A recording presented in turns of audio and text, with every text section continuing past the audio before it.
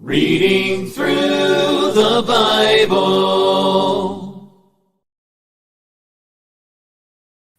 Good evening.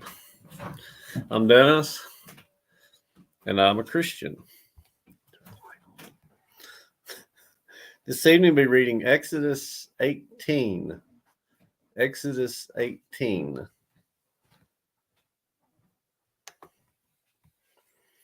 And Jethro, the priest of Midian, Moses' father-in-law, heard of all that God had done for Moses and for Israel, his people, that the Lord had brought Israel out of Egypt. Then Jethro, Moses' father-in-law, took Zipporah, Moses' wife, after he had sent her back with her two sons, of whom the name of one was Gershom, for he said, I have been a stranger in a foreign land.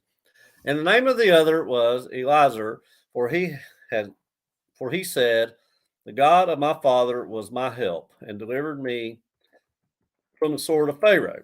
And Jethro, Moses' father-in-law, came with his sons and his wife to Moses in the wilderness, where he was encamped at the mountain of God.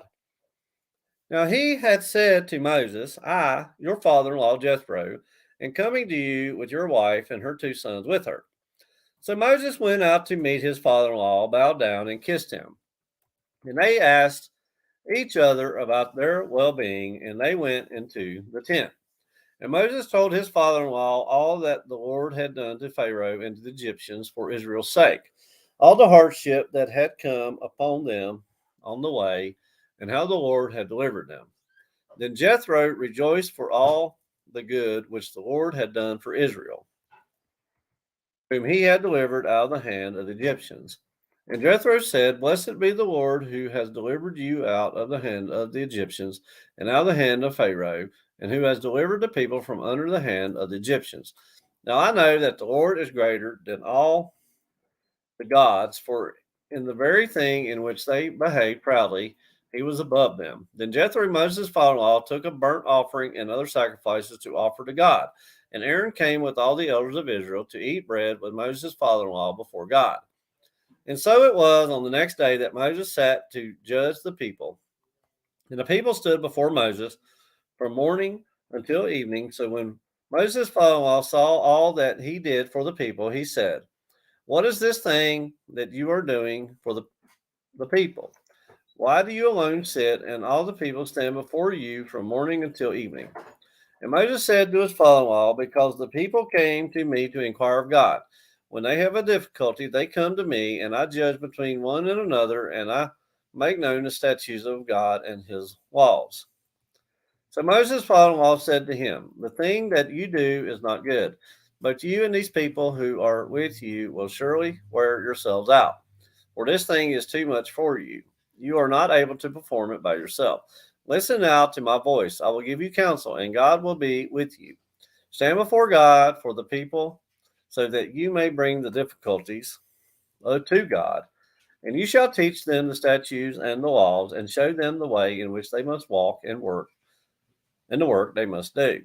Moreover, you shall select from all the people able men, such as fear God, men of truth, hating covetousness, and place such over them to be rulers of thousands, rulers of hundreds, rulers of fifties, and rulers of tens. And let them judge the people at all times. And it will be that every great matter they shall bring to you, but every small matter they themselves shall judge. So it'll be easier for you, for they will bear the burden with you. If you do this thing, and God so commands you, then you will be able to endure, and all this people will also go to their place in peace. So Moses heeded the voice of his father-in-law and did all that he had said. And Moses chose able men out of all of Israel and made them heads over the people, rulers of thousands, rulers of hundreds, rulers of fifties, and rulers of tens.